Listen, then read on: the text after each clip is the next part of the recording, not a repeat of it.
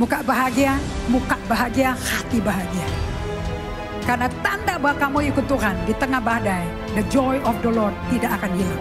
Sukacita Tuhan tanpa kerja, tanpa duit, tanpa kredikat akan memenuhi kamu. Mazmur 16 ayat 11 katakan itu.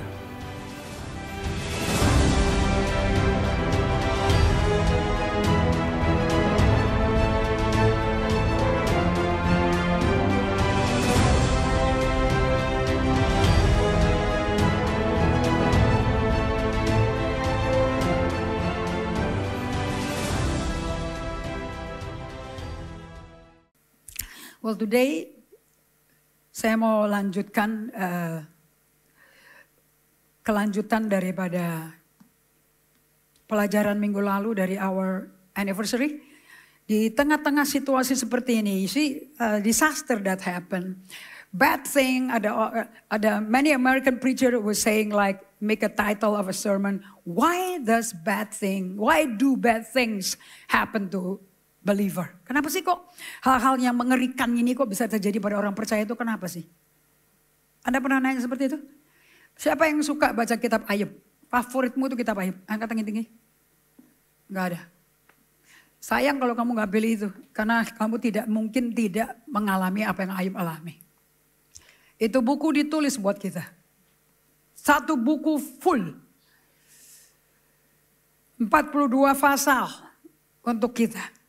Karena Philip Yancey berkata, and Jonathan Edward berkata, the book of Job is written for all of us. So kalau Anda udah kelar dengan day by day, di devotionnya, this is talking about grief and loss, sama going through the wall, melewati tembok, everybody will go through the wall.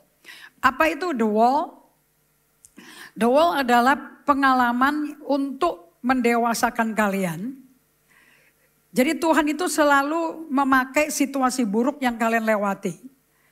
Apapun yang kalian alami, itu enggak pernah sia-sia buat Tuhan.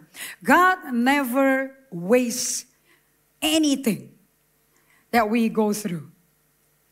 Okay? So, going through the wall is a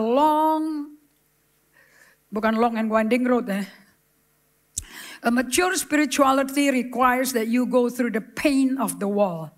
Kerohanian yang dewasa membutuhkan untuk Anda melewati rasa sakit, harus menembus tembok.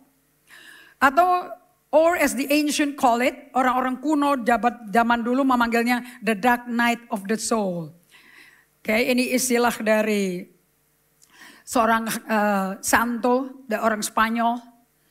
And just as a physical wall stops us from moving ahead, sama seperti tembok yang tebal menghalangi kita untuk maju, God sometimes stops us in our spiritual journey through a spiritual wall in order to radically transform our character. Allah kadang-kadang menghentikan kita punya perjalanan rohani melalui tembok rohani, supaya kita bisa ditransformasi secara radikal dalam karakter kita. Seringkali kita dibawa ke tembok itu dengan sikon-sikon dan krisis-krisis yang melewati dan melampaui segala kemampuan kita mengendalikan situasi kita. Mengendalikan emosi kita. Kita udah gak bisa, kita udah lepas kontrol ya.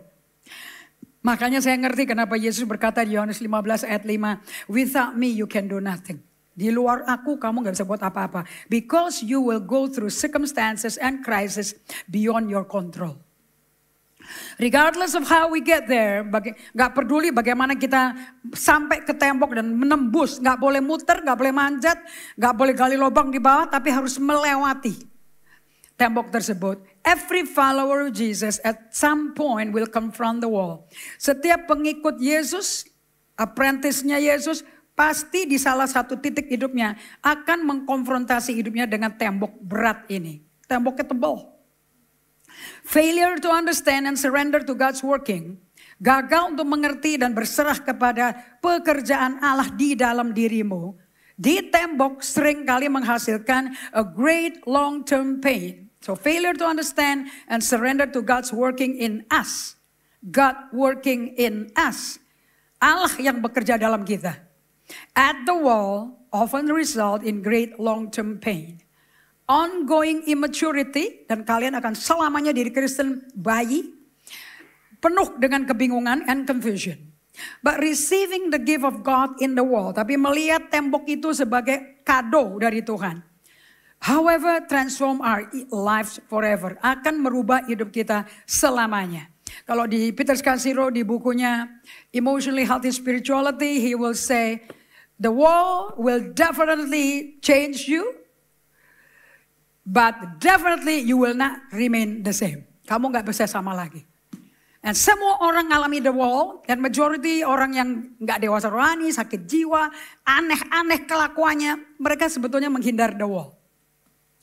Dan selama kalian menghindar, kalian tidak akan sama sekali menjadi seperti Kristus, bahkan lebih jahat daripada Yudas kalian. Kayak Yudas itu orang yang gak mau lewatin the wall. Petrus mau, Simon bin Yunus menjadi Petrus, lewat. Abraham menjadi Abraham, lewat. Tembok pertamanya Abraham namanya 25 tahun menunggu janji Allah. Sampai Ishak lahir. Setelah Ishak lahir, baru ganteng-gantengnya anak muda ini bertumbuh, mungkin 15 tahunan, Allah berkata, bawa dia ke gunung, korbankan dia sebagai korban yang sempurna. Aku tahu, Kejadian 22 ayat 1, aku tahu bahwa anakmu yang tunggal ini yang paling kau cintai, satu-satunya. Padahal ada Ismail kan. Tapi ini anak yang dijanjikan oleh Allah. Karena melalui Ishak akan keluar Yesus. And so Ishak membawa kayunya, membawa apinya. Sampai naik Ishak bertanya, apinya ada, kayu ada, korbannya mana ya? Kira-kira kalau si Ishak bisa ngomong seperti itu, Ishaknya itu lagi bayi atau masih nyusu, masih umur Amelani atau sudah besar? Udah besar, udah bisa bertanya kok. Logikanya jalan. Oke, ini Gen-Z, Anda yang merasa butuh perhatian ekstra. Because Gen-Z akan ngalami ini. Ya, karena Ishak usianya Gen-Z. Waktu dikorbankan. Kayak Anda yang mengatakan, aku berhak ini, aku mau hidup enak sendiri, aku mau jalan-jalan, aku mau melakukan apa, aku melakukan gereja, gak usah ngatur-ngatur. Gereja gak ngatur, firman memberikan pola biru hidupmu. Gereja ngapain ngatur? Saya gak digaji kalian kok. Kamu mau kasih persembahan, mau kasih perpuluhan, gak mau kasih, it's up to you. Mana ada kamu diteleponin sama saya? Udah bayar belum? The Bible tells you how to live. Alkitabnya mengasih tahu kamu hidupnya seperti apa. So, the wall adalah pengalaman-pengalaman sulit yang gak enak seperti Ayub. Kalau Jonathan Edwards berkata di Peter Scazzero quote, Ayub itu cuma sekali loh di dunia orang alami kayak gitu. It's only one person that experience like Job. It's Job. Kenapa? In one day, dalam satu hari, semuanya habis. 10 anak mati, istri kabur dari dia, ngutukin dia, suruh dia murtad dari Tuhan. Ladangnya kebakar, rumah hancur, lebih dari Horatio Spatio. Dalam satu hari, ternaknya mati semua, dan badannya penuh borok, yang sakitnya luar biasa sampai digaruk pakai potongan beling, dia pun gak kerasa lah. And that all happened in one day.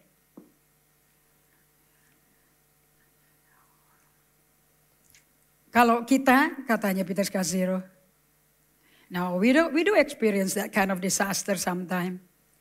We can lose our life, we lost our virginity, we lost our marriage, we lost our business. Kalian bisa bangkrut, bisa hilang bisnismu. It's all part of the journey. Kalau diambil secara bijaksana, kasih ke Tuhan. Tuhan pakai itu untuk muterbalikan hidup kalian. Karena Yusuf udah jelas-jelas ngomong. Walaupun kakak-kakakku merancangkan kejahatan buat aku. And betul-betul dia alami 13 tahun loh. Anak 17 tahun, itu kan Gen Z. Maka kalau sekarang 17 tahun Gen Alpha. Itu. And dia lewati itu di usia 33 tahun sangat muda. Kita usianya 68, 70 masih belum bisa ngomong kayak begitu. Kak, sini kak. Aku ini Yusuf adekmu. Kakak memang malah merencanakan kejahatan bagiku kak. 33 tahun. 33 tahun. Karena Yusuf itu lambangnya Yesus. Apa sih bedanya Yusuf sama kamu? Bapaknya aja gak waras emosinya. Bini 4. Cara mendapat istri aja pakai dimanipulasi mertuanya. Betul kan? So gila gak bapak mertuanya, papinya si Yusuf? Gila kan? So kalau Anda berkata saya di keluarga berantakan, keluarga gini. Come on lah, di Alkitab juga isinya orang-orang kayak begitu kok. Kamu bukan satu-satunya yang menderita. Bisa menjadi satu yang menderita kalau pendetanya gak pernah baca Alkitab. Tapi kalau pendetanya kuasa Alkitab, kita ketawa. Semua problem bawa ke Tuhan, jangan bawa ke saya. Aku bawa kamu ke Tuhan. Dan Tuhan akan putar balikan untuk kebaikan kita semua. Ada amin? Saya baru ngomong tentang purpose. The understanding of purpose and pursuing your purpose. Why God hates abortion. Kenapa kok Tuhan benci abortus? Karena abortus membunuh potensi yang Tuhan taruh di anak itu. Padahal hidupnya seseorang akan membutuhkan potensi yang ada di dia untuk melengkapi destiny mereka. Anda mengerti gak sih? Kalau saya bunuh diri, generasi tertentu di Indonesia bisa gak mencapai apa yang dia mestinya capai karena saya bunuh diri. You got it? Alias orang bunuh diri, orang egois. Gak mau pusing. Hati aja. You should ask God, kenapa kau rancang aku dan kau rajut aku di rahim ibuku? Kenapa gak dimatiin aja? Salah rancang kah Tuhan? Salah rajut. Bahkan anak yang lahir di luar nikah loh, tanpa pernikahan. Kehendak Tuhan untuk mereka dibentuk dan lahir. Gak ada manusia itu sia-sia. Everything is designed for a purpose. Ada amin? Nah sekarang kita mesti hadapi adalah how do we face pain and loss and grief. Bagaimana kita melihat kondisi kita supaya kita bisa bercermin, supaya rasa duka, kehilangan, rasanya kayak disobek, terutama sebagai mama ya, itu kayak jiwa tuh disobek waktu anaknya meninggal. Ini saya sedang pelajari bagaimana moms memproses emosinya, karena tidak ada rasa sakit dari seorang ibu melihat di pegangan, di pelukannya sendiri anaknya meninggal. That is very, very painful. So hari ini kita masuk ke slide yang mengajarkan bahwa Anda memang harus memproses perasaan kalian dan mendengar perasaan kalian. Slide 42 please. Supaya kalian jangan dibuka pintu buat setan masuk untuk membuat kalian really suffering dari kehilangan ini. Ini bisa kehilangan perusahaan, kehilangan pernikahan, kehilangan baby, kehilangan orang tua. Ini grief and loss itu perjalanan hidup semua manusia, mau percaya Yesus atau nggak percaya Yesus, is part of our life, isn't it? Betul kan? So, emosi negatif kita itu nggak bisa dikubur. You cannot bury your negative emotion. Kecuali kamu mati. Karena emosi kita adalah siapa kita. Who we are is our soul, who we are is our emotion. You cannot kill, you cannot bury your emotion. Kalian gak bisa kubur emosi kalian. Kalau kamu kubur emosimu, kamu bunuh diri. Satu-satunya orang yang gak kerasa emosi, sedih, payah, marah, takut, ya orang mati. Betul apa tidak? Anda gak bisa mendengarkan perasaanmu tanpa silence. You cannot hear your emotion without silence. Dan kita belajar silence is the language of the Holy Spirit. Bahasanya Roh Kudus itu silence. Saya sekarang ngerti sekali. Kenapa kok bahasanya Roh Kudus itu silence? Because He want to feel you. He want to understand you. Because we have a high priest who feel our infirmities. Kita punya imam besar agung, Ibrani 4 ayat 15. Yang merasakan semua kelemahan-kelemahan kita. Kita nggak bisa ngontrol amarah kita nggak bisa ngontrol ketakutan kita nggak bisa ngontrol pahit, kebencian, apalagi terjadi pembunuhan, terjadi perceraian, pengkhianatan dalam pernikahan, ada perempuan lain, ada laki lain, sakitnya nggak keruan gitu. Only silence bisa membuat Anda sadar, gue pahit, gue benci nih. Kalau dibiarin terus, aku masih ada anak 2, aku masih ada orang tua, aku masih ada tanggung jawab. Kalau dibiarin terus aku bisa bunuh diri nih. You need to listen to your voice. The voice of your soul. Yang dikatakan oleh the dark night of the soul teaching, the dark night of the soul, the cry of the soul. Ternyata suara daripada our soul is the cry of our heart. Jeritan hati kita. Silence itu butuh lagi untuk mendengar suara Tuhan. Dan kalau kita integrasikan, we combine hearing the voice of God and hearing our heart voice and the body voice. Kalau kita bisa integrasikan itu, Anda akan bebas dari sakit penyakit atau penyakit mental disorder. Gak ada panic attack, gak ada paranoid, gak ada semua macam-macam penyakit gila-gilaan, bipolar segala macam. Gak perlu. Buktinya dokter juga gak mampu kok menangani, cuma dikasih obat tidur doang. Itu itu kan namanya gagal medis. Orang hidup kok suruh tidur terus bagaimana? Gak bisa dikontrol, dikerangkeng, masukin ke kamar, diikat. Siapa pernah nonton film Diana Ross? Dia pakai kecanduan narkoba sampai di badannya di strap. Di temboknya itu semua empuk. Kayak model tas Chanel, itu dindingnya orang gila tau gak? Kamar orang gila. Yang cross pakai bandal-bandal itu. Situ keluar tali-tali yang dipaku pakai besi. So pasiennya diikat di situ. Pada waktu dia ngalami what do you call it? Withdrawal. Apa itu bahasa Indonesianya withdrawal? Sakau. Wah sakitnya gak keruan itu. Apa yang terjadi pada Anda saat Anda menguburkan hidup-hidup perasaan negatifmu? Dan nyengir-nyengir kayak orang gila padahal sakit hati. Ketawa-tawa seperti Pak Harsha, Sierra dan Mary atau Kitty istrinya nggak bisa nggak nangis. Gila kalau nggak nangis. Harus nangis. Nggak manusiawi malahan kalau nggak nangis. Anda akan sakit migrain. Siapa yang mendengarkan kesaksian Ibu Insan Sanger di Bible Study? Ya, sometimes it's here somewhere. Sakit hipertiroid yang udah keringet dingin, gemeteran tangannya. Ada 5 macam penyakit di Ibu Insan. 1,5 tahun dia mengikuti Bible Study, mengikuti pelajaran saya. I think Anda kalau belum menderita banget kayaknya belum mau ya melangkah ya. Untuk peduli kesehatan jiwa kalian. So saya kalau ketemu orang lagi menderita kayak apa, I said good. Kamu udah dekat sekali sama solusi.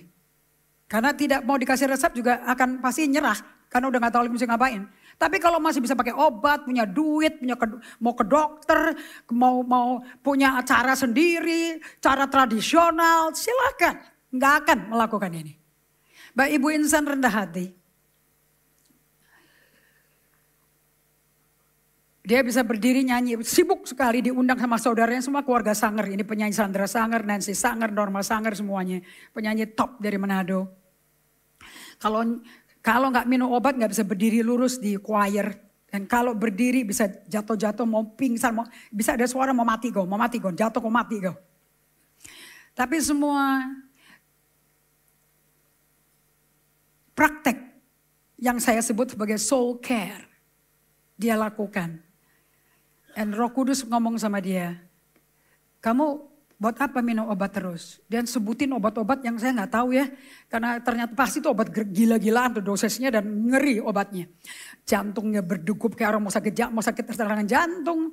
Badan gemeter, kalau nyebrang jalan panik attack, parno, ngeri sekali, udah siap mati. Hilang semua dalam 1,5 tahun. Karena praktek soul care dengan solitude dan silence. So dengan kata lain jawabannya Ibu Insan cuma satu. Oh datang ke Yesus, engkau akan sembuh. Dan dokter tiroidnya di Medistra berkata, nggak mungkin seumur hidup kamu tidak stop kamu bisa stop obat tiroid. Nggak mungkin.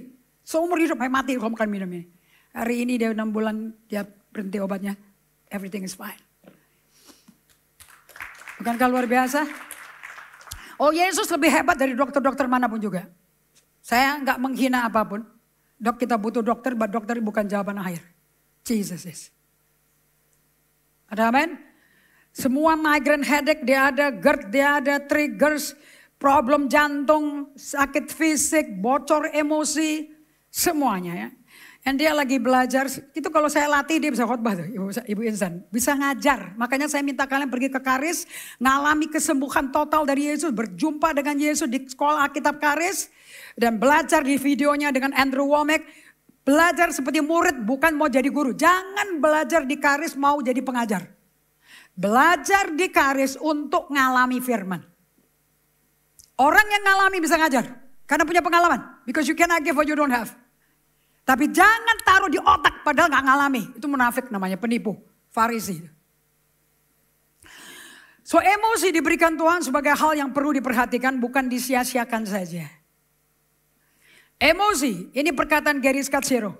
Emosi manusia dari Tuhan adalah internal GPS system yang memimpin manusia. Dan jika kita tidak memberi perhatian pada emosi kita, maka emosi sulit atau emosi yang jahat atau emosi yang negatif akan bocor keluar dan diproyeksikan ke orang lain atau sesuatu atau ke sesuatu dan diinternalisasikan demikian rupa ke tubuh kita sampai keluarnya jadi penyakit.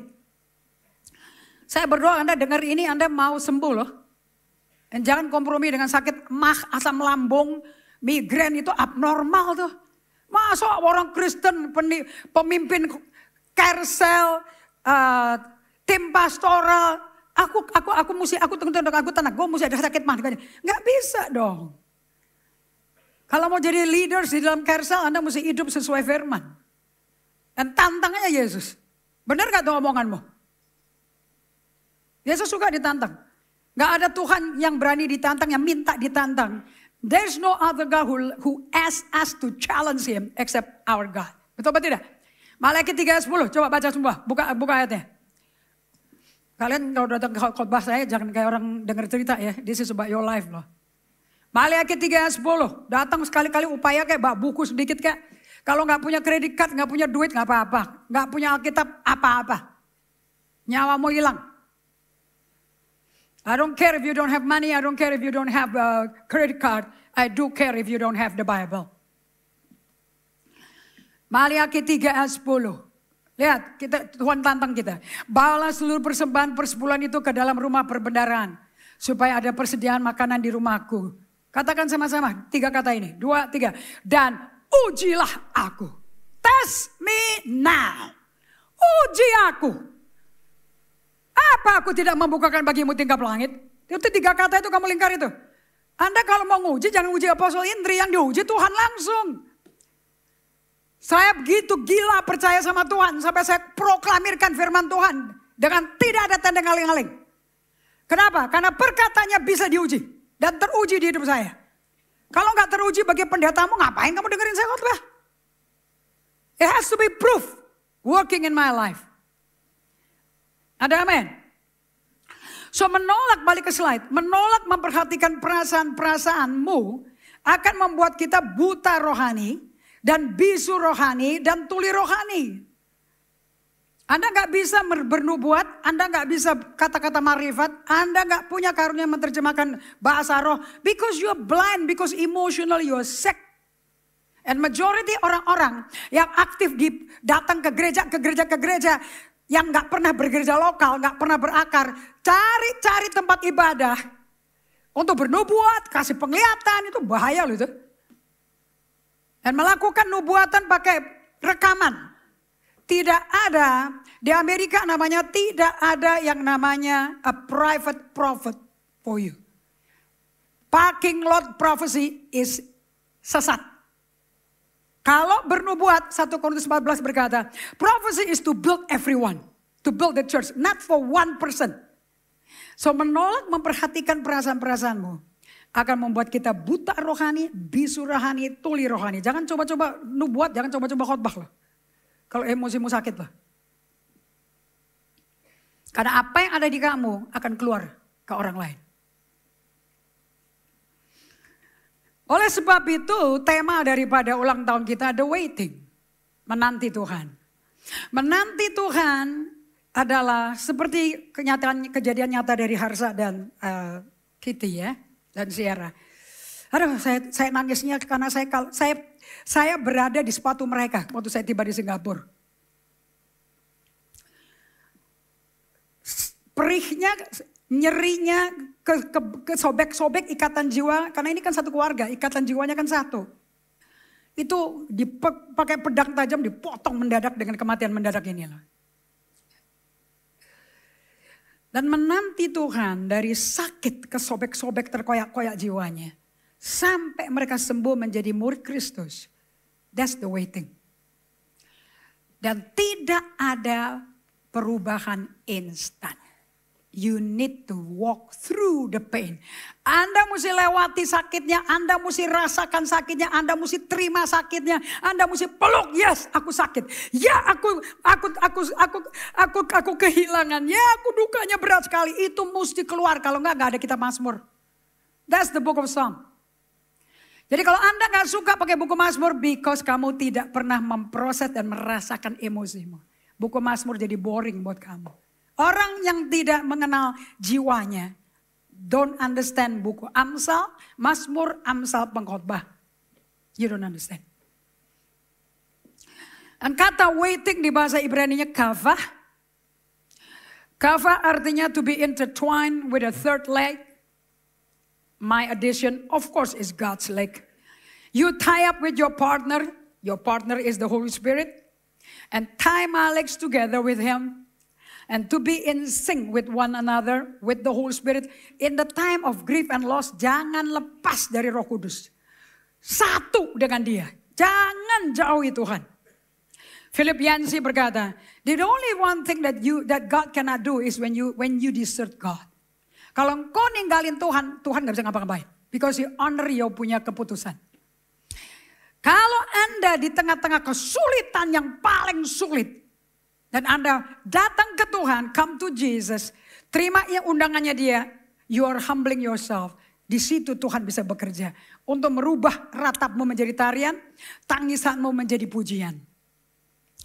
So to be intertwined with a third leg, you tie up with your partner and tie my legs together, and to be in sync with one another, you feel when He pauses and you pause.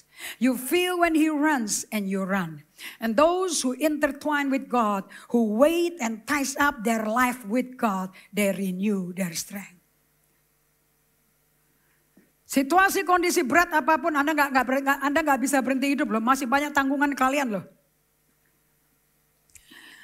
So learn and practice to wait upon the Lord, which is what we call soul care. Inilah namanya merawat jiwa. Jangan ngerawat orang-orang diatur terus. Merawat jiwamu sendiri.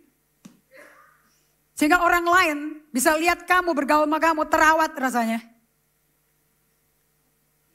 Saat kekuatan daging kita habis. Waktu ego kita habis semua. Mau menyelesaikan masalah gak bisa. Yesaya 40 ayat 29 sampai 30 berkata. Dia Allah Israel. Ini kan ngomongnya ke bangsa Israel yang murtad bajingan semua yang dibuang ke Babel. So Anda mesti tahu. Ini audiensnya siapa? Ini firman. Untuk orang-orang Israel yang dibuang ke Babel in exile. Tertawan karena bajingan, karena menyembah Allah yang menuntut korban bukan binatang tetapi baby. Amelani dikorbankan, hidup-hidup dipotong-potong dan dibakar. Is that crazy? Kita kehilangan amelani, kita hancur hatinya, nangis kita. Ini dibakar hidup-hidup. That's why 7 bangsa itu Kanaan harus dimusnahkan karena sadis sekali. Anda setelah gak kalah, latar belakangnya ngerti gak sih? Kenapa kok Allah membunuh dan menyingkirkan 7 bangsa itu? Anda understand this? Kalau ngerti latar belakang Alkitab, enak baca Alkitab. Oke, hidup itu bukan cuma cari duit melulu. Duit bukan bisa apa sih? Membeli makanan, makan enak ke restoran tertentu. Apa artinya hidup ini cuma untuk makan? Life itu beautiful because you have a purpose. And kalian jadi kado bagi orang lain. Menjadi pengharapan bagi orang lain. Ada amin. Dia memberi kekuatan kepada yang lelah dan menambah semangat kepada yang tiada berdaya. Apakah ini kondisi Pak Harsa dan Kitty hari ini? Orang-orang muda jadi lelah dan lesu dan teruna-teruna jatuh tersandung. Sampai Gen Z, Gen Alpha pun mau sok tahu, sombong dengan AI-nya, dengan digitalnya, sangat FOMO. Jadi selalu sibuk di game yang terakhir, permainan digital terakhir. Suatu hari kamu juga akan lesu kok. Karena AI-mu gak akan menjadi jawaban hidupmu. Tetapi, Yesaya 40 ayat 31. Tetapi, ini tetapi yang diurapi Tuhan.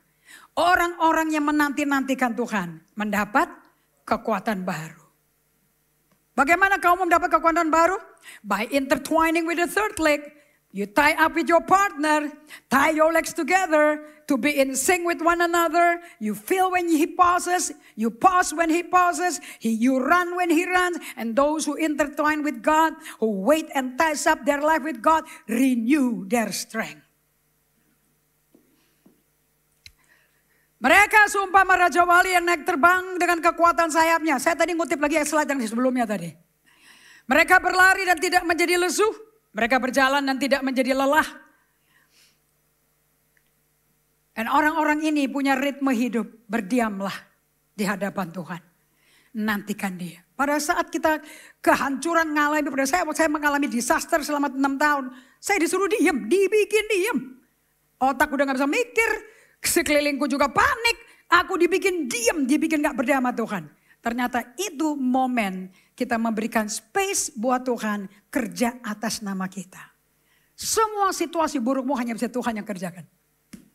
Tidak ada manusia, gak ada pendeta, seurapan apapun gak ada bisa. Number D, even Jesus frequently sought solitude and went to quiet places. Kenapa dia pergi ke quiet places? Such as mountain or solitary places to pray and commune with God, demonstrating the importance of personal spiritual connection. Lukas 4 ayat 42, at daybreak Jesus went out to a solitary place. Lingkari kata solitary place, itu namanya tempat sunyi. And the crowds were looking for him. Panik terus, ini kerjaan gak apa-ngapain, kalau gak ngapa-ngapain, cuek, tidur, makan, tidur. Ini ngapain hidup kayak begini? You know, orang yang suka makan dan suka tidur, itu orang depresinya tinggi loh. Orang yang di tengah masalah susah bangun dan gak mau bangun tidur, orang depresi. Tapi Yesus berbeda. Di tengah-tengah ancaman orang Farisi, ahli Taurat. Di tengah-tengah ancaman orang-orang tentara Romawi. Di tengah semua tuntutan daripada muridnya. Itu orang yang mati perlu dibangkitkan tuh. Itu ada orang sakit, ditarik-tarik Yesusnya. Tapi Yesus selalu pergi ke tempat sunyi. Dan selalu connect dengan Bapaknya. Dan dia tidak akan bertindak beranjak tanpa berada bersama Bapaknya. Karena, buka Yohanes 5 ayat 19.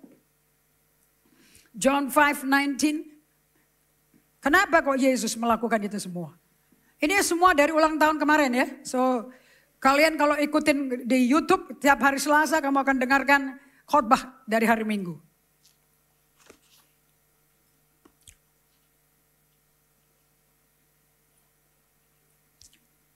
Oke, John 5:19. Makanya kalian jangan terlalu jago dengan uang. Jadi orang yang punya uang suatu hari nggak punya uang sama sekali lah. How do you want to do with life? Anda mau hidup sebagai benalu? Numpang kiri, numpang kanan, minta pinjaman kiri, pinjaman kanan? Dan Anda berkata Tuhan menolong kamu? Nebeng kiri, nebeng kanan, is that what God wants you to live? Emosinya juga tergantung sama orang lain? Lihat Yesus.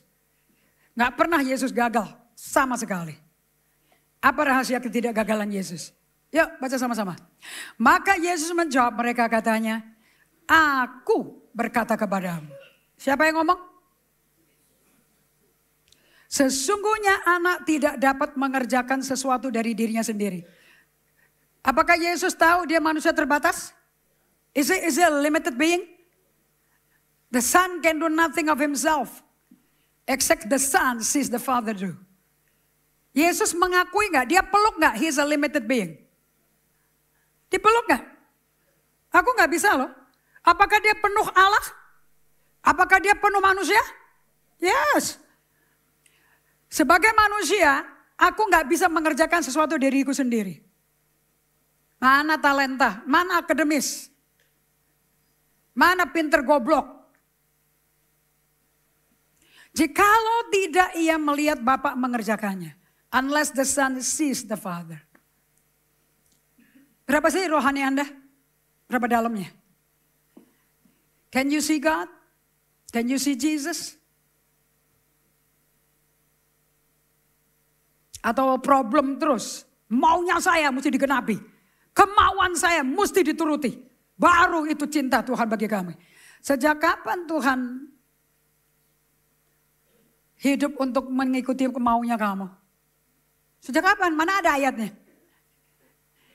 Even Yesus sendiri gak bisa mengapa-ngapain kecuali dia lihat Bapaknya. Sebab apa yang dikerjakan Bapak itu juga dikerjakan anak. And itu dia katakan di kayu salib. Di usia 33 tahun. Bapak sudah selesai. Terima rohku. Receive my spirit. Makanya waktunya tepat 3,5 tahun. Selesai. Kalau bayi-bayi rohani atau orang yang KTP, Farisi, cuman tahu ayat tapi nggak tahu hidupnya.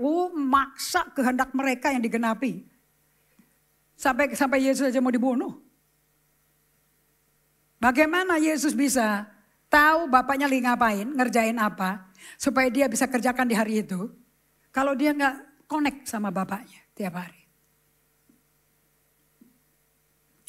Oleh sebab itu kalian diajar sama kita semua. Practicing the way. Ruth Haley Barton. Emotionally healthy spirituality. You need to make a sacred rhythm. Kembali ke slide please. Anda kembali harus membuat rule of life atau trellis. Ini bagian yang gak gampang. Ini bagian yang sulit. Ada 9 praktek yang Yesus lakukan. Tiap minggu, tiap hari, tiap tahun. Namanya the 9 practices of discipline daripada Yesus. 9 praktek disiplin daripada Yesus. Semua ini ada dari buku Practicing the Way. Bukan di textbook ini ditulisnya. Hanya sekilas di sini. Tapi ada di buku Companion Guide. Kursus bagaimana hidup menjadi pengikut Kristus.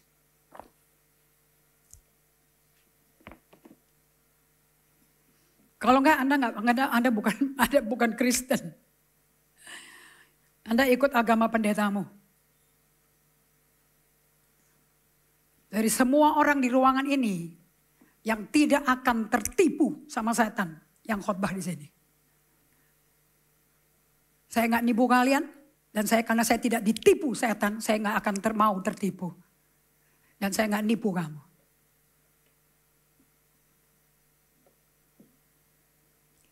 Anybody yang tidak bikin trellis. Trellis itu rangka yang seperti arcs supaya pohon-pohon merambat, terutama anggur. We are the grapes bearer. Kita penopang anggur. Tuhan nggak pakai pohon mangga, pohon nangka melambangkan kita. Tuhan pakai anggur. Karena carang anggur tanpa pokoknya mati. Daun sirih tanpa pokoknya tetap hidup. Pohon vanila dicabut tetap hidup. Saya potong vanila di Manado, saya tanam di air, saya masukkan ke tanah, hidup. Not pohon anggur. Carangnya, who we are, hanya fruit bearer. Hanya penyangga buah. Makanya dicari sebagai pengikut Kristus, bukan di mana kamu berdomisili, di sinode mana. Gak usah pakai GGA percuma disebutin. Artinya terlalu dalam. Generasi apostolik, generasi utusan Kristus lah. Kalau kalian tidak pernah memiliki the discipline of solitude and silence. Untuk menjadi pribadi the true new you. So when you do the discipline, the 9 discipline of Jesus' life. Okay, solitude, Sabbath, solitude, practice, prayer. All these are tools. Ini April ada kursus EHS. Langsung bersama Jason Perkins dan istrinya, cohort bersama Peter Scazzero. Kita udah pakai teknologi tinggi semua, pakai webinar. Saya undang kalau kalian rindu dan kalian merasa kamu orang paling berpengaruh, rendah hati, ikut kursus itu deh. Belajar dialog apa adanya dengan Tuhan dan dengan sesama. Supaya kita nggak ada sandiwara di sini. Muka nyengir padahal hatinya hancur. Kalau muka nyengir, hati nyengir. Muka bahagia, hati bahagia. Karena tanda bahwa kamu ikut Tuhan di tengah badai, the joy of the Lord tidak akan hilang. Sukacita Tuhan tanpa kerja, tanpa duit, tanpa kredikat akan memenuhi kamu. Mazmur 16 ayat 11 katakan itu. Okay? So the praktek daripada solitude silence harus Anda bikin. Anda ingat slide, ada 5 slide yang saya kutip dari James Fadling. Dari pelayanan yang judulnya Unhurried Living, Alan and James Fadling. Next slide please, Tony. Ditanya di situ, when you wake up in the morning, does your mind look like a dining table filled with voices? What kind of voices appear in your dahi? Helpful voices, critical voices. Who is sitting at the head of the table? Is it your true self or your unhelpful self? Kalau bangun melek, yang kau pikirkan apa? Apa yang kau pikirkan pertama-tama? Dengerin ini. Kalian gak perlu nulis-nulis. You just listen to this. Suara siapa yang kau dengar? Suara ngeritik? Suara yang gak menolong kamu? Atau suaranya Tuhan? Suara yang membuat kamu balik ke firman Tuhan. Untuk bisa melakukan ini, and then you need to take a moment to identify the thought that show up. Anda mesti bisa mengidentifikasikan, next slide dong. Anda mesti ngikutin waktu Anda berdiam untuk tahu waktu bangun siapa yang ada di kepala mejamu. Suara kritik atau suara nolong, itu namanya silence. You come into the discipline of silence. Kemudian take a moment, ambil sejenak, kenalkan, identify itu mengenalkan. Pikiran-pikiran yang muncul, are they the critic? Ada suara, lu gagal lagi kan hari ini? Khawatir, cemas. Kalau warrior itu di Filipi 4 ayat 6 itu cemas. What if everything goes wrong? Bagaimana kalau hari ini kita salah lagi? Ntar dimarahin lagi sama apostle laginya. Atau suara perfeksionisnya kamu keluar. Udahlah, lu juga gak pernah benar kerjanya. Anda mesti namakan satu persatu. Mengenalinya kalau kerja di kamu suaranya kayak apa.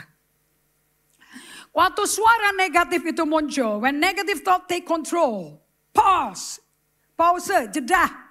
Alias bahasa kita, give space to yourself, give space to God. Bayangkan dirimu dengan baik-baik menanyakan semua pertanyaan itu. Nah, seperti Harsha sama Kitty seperti ini, seperti saya. Yang saya bisa lakukan cuma satu. When problem struck you, confront you, masalah ngelabrak kita di depan kita. Take a deep breath. Tarik napas dalam-dalam. Tidak ngomong apa-apa sama Tuhan. Jangan ngomong masalahnya. Take a deep breath. Ambil space. Dengerin perasaanmu. And curahkan ke Tuhan. Gak ada cara lain. Before you take the rightful place as a decision maker. Hati-hati. You slow down. Ini sacred rhythm namanya slowing down rhythm of life. Namanya contemplation. Even Jesus took this rhythm. Okay? And ingat ya, waktu Anda berdiam, you're not alone. You're not alone at the table. The Holy Spirit is present. Gently guiding your thought toward truth, peace, and grace, and love, and joy. Izinkan His voice to be your companion, not the devil's voice. Kalau Anda nggak bisa begini, nggak sabar, kamu udah sakit jiwa. Keluarga Yesus di GGA, saya lompat ya, slide 60. Keluarga Yesus di GGA, saat ini engkau sedang bertumbuh dewasa dengan belajar menyehatkan emosi. Those 5 slides is the way you make your emotion healthy so that you can grow spiritually mature. Orang yang kayak gini, yang tidak hidupin ini ritme ini, Anda siap-siap ya? Tersinggung, capek ngurusin itu orang, because they sick emotionally. Kalau Anda datang ke Tuhan tidak sakit emosi, ya ngapain kau datang ke Tuhan? Bukankah Yesus itu penyelamat jiwa kita? Betul apa tidak? Right? And lihat ini, apa yang Yesus katakan. What did Jesus say? Matthew 16:26. Apa gunanya seorang memperoleh seluruh dunia tetapi kehilangan nyawanya? Buat apa punya mobil, punya pelayanan, punya kantor besar, punya jemaat gede, punya ministry terkenal, tapi hilang jiwanya? Ini Yesus ngomong di abad 21 loh. Buat apa punya semua kredibilitas? Buat apa punya gelar-gelar segala macam? Tapi kehilangan nyawanya. Dan apa yang dapat diberikan sebagai gantinya nyawanya? What are you going to give for your soul? Mau diganti pakai apa? Rolex. Rumah. Anda mesti melakukan yang namanya rawat jiwa kita. Or what we call soul care. And ini saya ajarin pada waktu pandemi loh. In my Bible study during the epidemic COVID pandemic, I taught on this. Karena tidak ada yang perlu kamu lakukan di tengah-tengah COVID kecuali you care for your soul. Ini bukan me time, bukan waktu untuk dirimu, ini taking care of your soul. Karena bisa hilang. Kalian bisa dapat jiwamu waktu kamu lahir baru. Terus kerja keras pelayanan khotbah. Kerja keras bikin perusahaan. Karena udah bayar perpuluhan berarti kaya. Gue akan kaya tuh. Nabur supaya aku kaya. Terus hilang lagi jiwanya. Karena Yesus yang berkata kan bisa hilang loh jiwamu. Kalau udah sukses segala-galanya bisa hilang loh jiwamu. Ini gak berlaku buat pendeta doang. Termasuk yang kerja keras cari duit. So what is self-care actually? Parker Palmer, the best teacher from the Quaker line, denomination, dia ngajarin, dia masih hidup nih orangnya. Saya senang dengerin dia, kalem orangnya. Self-care is never a selfish act. And Parker Palmer berkata seperti, as noted author and cultural spokesman, Parker Palmer has told us, self-care is never a selfish act. Waktu kamu ambil waktu 24 jam sabat itu bukan egois. Waktu kamu melakukan withdrawing to a solitary place to be alone, to be quiet, come to quiet and be with Jesus. Itu bukan selfish act. Dan itu bukan program. Dan bukan tes, bukan tugas. It is simply good stewardship of the only gift I have. Ini adalah kepengurusan yang kita diberikan Tuhan. Stewardship itu kepengurusan. Duit itu milik Tuhan, bukan milik kita. Itu kita cuma disuruh jadi steward of our money. Steward of 24 hours per day. Kita mengurus 24 jam per hari kita. Makanya iman buat hari ini cukup buat hari ini. Jangan gak makan ngurus iman akhir bulan. Kita mesti ngurus perasaan kita, emosi kita. Soul care is never a selfish act, itu stewardship dari kado yang kita bisa beri. What is the best gift you can give? Apa? Pemberian yang paling bagus kau bisa beli itu apa? Ayo jawab.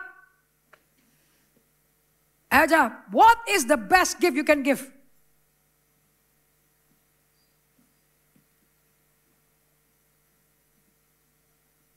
What is it? You. Orang gak akan kawin tanpa you. Udah menikah, punya anak, berantem terus. Itu kado yang bagus gak? Atau kado yang sakit? Bisa jawab gak? Hah? Itu kado yang bagus apa kado yang sakit? Lebih baik kamu kawin sama orang sakit pilek atau sakit jiwa? Ternyata dua-duanya. Kenapa kok kalian Henry mesti, mari kita berdiri, kita angkat suara kita. Kenapa mesti gitu? Karena kamu sakit jiwa. Menyemuji Tuhan aja perlu dipompa. Kalau sehat ngapain dipompa? Kalau intim dengan dengan Tuhan, ngapain dipompa? Kalau kayak Yesus tiap hari melihat bapaknya hari ini, tugasmu ini. Oke Pak, aku lihat kau lakukan. Yang dia hanya melakukan itu. Walaupun Petrus, Yohanes semuanya, guru di tempat dia solitary, ke tempat biasa dia pergi ke tempat berdiam. Itu muridnya hafal semua. Setelah Yesus kembali ke surga, Isa Al-Masih, mereka ikutin ke tempat itu. Dan ritmenya diikutin. Terbukti Petrus pada waktu dia di rumah Cornelius. Dia tinggal di rumah Simon, penyamak kulit. Di jam dia doa, persis jamnya Tuhan. Dia melihat langit kebuka, ada kain turun. Ingat itu? Yang kemudian selesai dia dengar suara, kamu turun ke bawah. Ada 3 orang jemput kamu. Enak ya hidup diatur kayak gitu? Gak kayak kalian itu jadi Kristen bengong. Udah seminggu sekali dengar firman, mintanya 45 menit. Minta hidupnya kayak Petrus. Banyak orang gila, memang orang gila di gereja itu. Emang orang gila. Minta yang tidak sesuai kenyataan. Yang ditegur marah tersinggung. Masa kamu lahir cuma jempalitan cari duit, yang bener aja. Kayaknya Tuhan salah bikin deh. You don't die without money, you die without Him.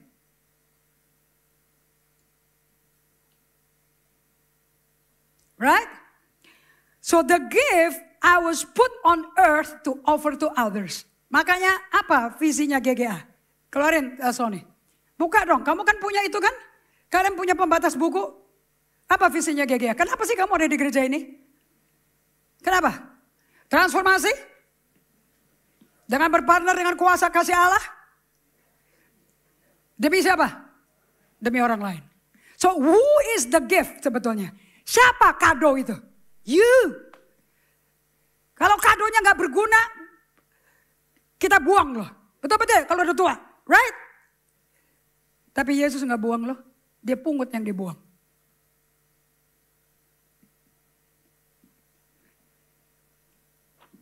This is 2 Corinthians 3:18. And we all who with unveiled faces contemplate the Lord's glory. Kontemplasi itu berdiam, berada bersama Tuhan, hanya memandang Dia, kasih space ke Tuhan, izinkan Dia bekerja operasi batinnya kamu yang datang bobrok dengan segala macam drama dari masa kecil, dari yang dibuat orang tua, yang kamu buat sendiri, yang bikin setan, everything are being transformed. Jadi kalian tanpa berdiam gak bisa ditransformasi into His image with ever increasing glory which come from the Lord who is the Spirit.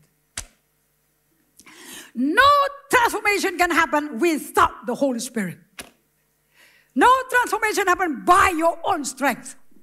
Gak bisa perubahan pakai kekuatanmu. Gak bisa. Jangan pikir kamu puasa akan merubah kamu loh. Puasa gak merubah kamu. Justru mengeluarkan daging kamu. Balik ke slide please. It is simply good stewardship of the only gift I have. The gift I was put on earth to offer to others. Anytime we can listen to true self and give the care it requires, we do it not only for ourselves, but for the many others whose life we touch. Bagaimana penginjil efektif? Menjamah hidup orang sekitar kita. Bagaimana cara menjamah? Melalui jiwamu yang gak hilang, jiwamu yang diubah menjadi serupa Kristus. So when leaders lose their own soul, Pastor Gordon Cosby said, when leaders lose their own soul, so do the church and organization they lead. Soul slips away easily from a church or an institution. Oleh sebab itu, you need to recharging our inner world for outer action. Soul care is about monitoring our capacity and being aware of our limit. Memelihara, merawat jiwa kita adalah memonitor kapasitas dan kondisi keberadaan kita dengan kesadaran kamu tuh terbatas. Untung kita terbatas supaya kita bisa mengandalkan Tuhan. Betul-betul ya? Waktu saya belajar bab 7, oh yes, untung kita ada grief and loss. Untung kita limited being so we can depend on the Lord. So caring for the soul is about learning to live well and lead well at the same time. Bisa hidup baik dan mimpin dengan baik. To live an integrated life based in scripture, modeled by Jesus and demonstrated by the ancient Soul care is a way of living. Katakan, merawat jiwa saya adalah gaya hidup saya sebagai pengikut Kristus. 1, 2, 3. Merawat jiwa saya adalah gaya hidup saya sebagai pengikut Kristus. Itulah gaya hidup saya. It's a way of recharging our inner batteries to live well and to lead well. Ini cara untuk meng-charge berulang-ulang. Kita punya manusia batin punya baterai supaya hidup kita baik dan mimpinya pun baik. Pastor Naomi Dodi ngomong ke saya pada waktu kita awal ketemu. And she likes to say this when she do mentoring. When the student is ready, the teacher will come. Kalau muridnya siap, gurunya datang. Waktu saya siap, gurunya datang. EHS. Makanya breakthrough saya. Saya berdoa di akhir zaman ini, kalian mempersiapkan diri untuk dimuridkan oleh Yesus lah. So there's an old adage which say, when the student is ready, the teacher will come. We awaken to our need for learning new ways of living. When we realize our old ways weren't working well for us. Anda ngerti gak nih? Kita dibangunin kepada kebutuhan kita untuk belajar cara-cara yang baru. Cara-cara hidup yang baru. Kapan? When? Saat kita menyadari bahwa gaya hidup kita yang lama selama ini, ya bikin kita rugi, bokeh, kelilit utang, berjinah, cerai, anak sakit-sakitan, hidupnya gak sehat. Tidak berhasil, terus kita rubah dong. So when the student is ready, the teacher is coming. Number 1, you will learn. Anda mesti adjusting yourself to be a learner. Jadilah pembelajar. Jangan penonton dan penagih. Okay. Number 2, then we need to unlearn. Saya mesti nggak belajari semua yang pernah ku pelajari dulu, saya buang semua. Beberapa hal yang udah nggak bisa dia lakukan dan nggak ada hasilnya. So soul care is about relearning what is vital and important and unlearning that is not working anymore. Bisa dicatat? Tulis, dicatat di kertas. Merawat jiwa artinya saya belajar kembali apa yang vital dan penting dan tidak lagi dipelajari apa yang sudah tidak berhasil.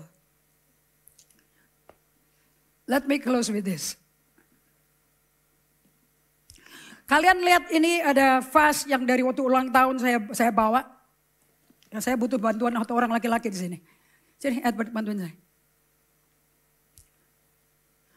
Ini kerikil-kerikil ini saya belajar dari Stephen Covey ya.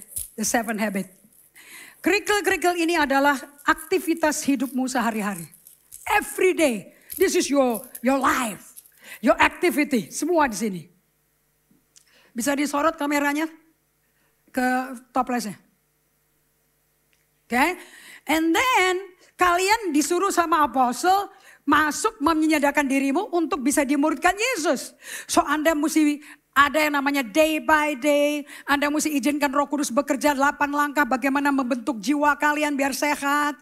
Kemudian Anda diperkenalkan practicing the way. And kemudian Anda mesti punya tanggung jawab sendiri. Isi workbooknya supaya Anda mengerti terjadi perubahannya kayak apa. Bagaimana dampaknya kepada hubungan sesama. Oke.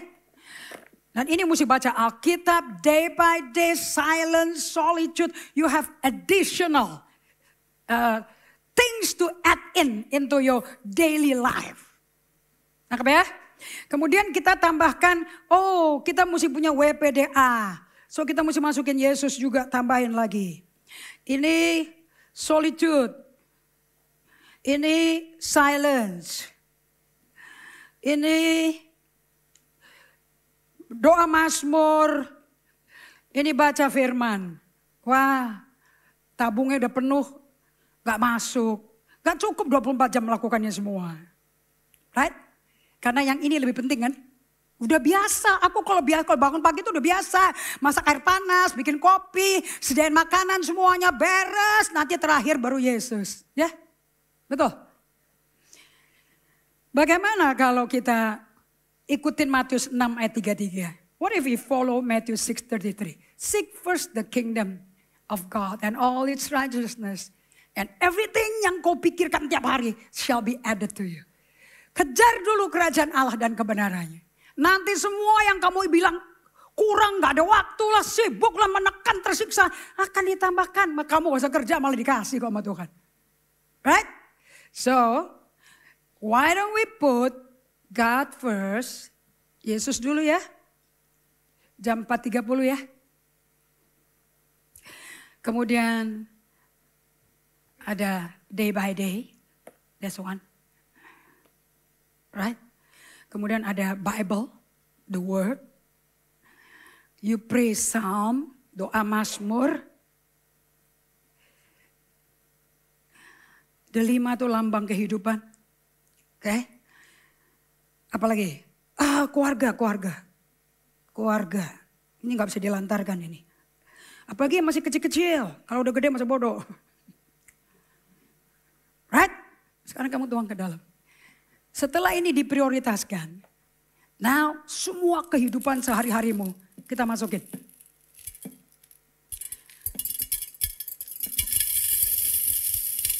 Dengan Yesus nomor 1 hidupmu. Apakah seluruh kehidupan sehari-harimu tetap bisa masuk? Ada rongga di situ. Bentar. It's heavy, man.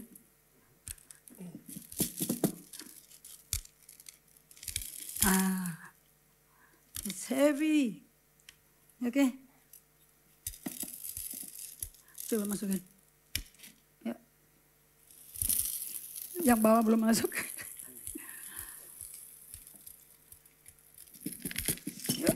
Oke. Ya. Apakah semua tercakup? Ada yang kurang? Semua kebiasaan sehari-harimu tertutup? And Jesus number 1? Firman number 1? Is it doable? Apakah dapat dilakukan? Time alone with God is always number 1? Minimum 2 kali sehari? Baca firman? Yes. So tidak ada alasan untuk kamu tidak bisa melakukan ini sama sekali. You need to change your life. Put God first in your life. Thank you Edward. So sebagai penutup yuk. Yeremia 6 ayat 16. Buka di slide-nya. Lihat ini. This is the invitation from God. Aduh bagus banget deh. Beginilah firman Tuhan.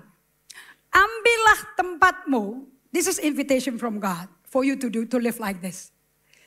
Ambillah tempatmu di jalan-jalan dan lihatlah. Tanyakanlah jalan-jalan yang dahulu kala. Lingkari kata dahulu kala. Di mana sih jalan yang baik? Tempuhlah itu. Dengan demikian jiwamu mendapat ketenangan. Tapi apa jawaban orang Israel? Ingat waktu Nabi Yeremia muncul mereka di mana? Ditawan di Babel bukan? Dibuang ke Persia bukan? Ini orang bajingan semua loh ini. Sombong, hidupnya kaya raya, arogan, cukup duit, punya jabatan, melakukan ibadah, tapi tidak punya waktu pribadi sama Tuhan. Mesti tahu Yeremia itu ngomong ke siapa? Jangan kutip-kutip ayat. Orang cuma ngutip Yeremia 29:11. Sebab aku tahu rancanganku mengenai kamu. Rancangan membawa damai sejahtera bukan kecelakaan. Rancangan membawa masa depan penuh pengharapan. Terus kena masalah terus. Pahit sama Tuhan. Itu diberikan kepada orang-orang tertawan. Bajingan semua. Yang meninggalkan Tuhan yang membawa mereka keluar dari Mesir. Okay. So the Passion Translation Bible, the translation says like this. Find a resting place. When you are in such problem, when you're in such circumstances, things that don't work well with your life. Find a resting place. Yahweh said to his people, stand at the crossroad. Kalian semua hidup di persimpangan saat ini. Now, consider your ways. Coba pertimbangkan gaya hidupmu sampai tiap hari. And ask for the ancient path. Coba minta jalan yang purbakala, jalan yang dahulu. Which is God's way. Yang mana? Yang jalannya Allah. Beda ya terjemahnya ya. Walk on his path. Jalan dong di jalannya Tuhan. And you'll enjoy a resting place for yourself. Kamu akan nikmati. Kekristenan itu menikmati, bukan menghalangi bisnismu. You'll enjoy a resting place for yourself. Tapi apa yang di jawaban orang-orang Israel? Kami tidak mau menempuhnya. Mundur dong. We will not. That's not the path we want. Itu kurang ajar nggak deh? One more. If you want to know your flesh, let's understand our flesh. The Lord Yahweh, the Holy One of Israel says, come back to me. By returning and resting in me, you will be safe. Anda kepingin jiwamu selamat dulu, apa kerjaanmu diselamatin dulu dengan jiwa sakit? Ya, kalau ditanya gini, waras jawabannya. In quietness and trust, you will be made strong, but you refuse. Ruth Halliburton berkata, losing your soul is like losing a credit card. Oh, that we would feel the same of urgency when we become aware that we have lost our soul. Orang kehilangan jiwanya, Matius 16 ayat 26, persis orang kehilangan kredit card. Panik pas tahu hilang kredit cardnya. Dan itu segera mesti ditelepon banknya untuk di-cancel semua. Kalau nggak bahaya dan bisa habis uang kalian. Sejumlah limit akan disita, dicolong orang. Begitu panik, cari kiri, cari kanan. What about when you lose your soul? Anda panik nggak? Sayangnya tidak disadari. The sad thing. I want you to meditate on the teaching today. Meditasi pada renungan hari ini. The problem is not your money. The problem is not your business. The problem is your life. Your lifestyle is not the way Jesus' lifestyle is. Problemnya bukan duit. Problemnya bukan sakit liver. Problemnya bukan perkawinanmu. Problemnya adalah jiwamu tidak mengikuti gaya hidupnya Yesus. Akibatnya Yesus gak nyembuhin kalian. Tundukkan kepala.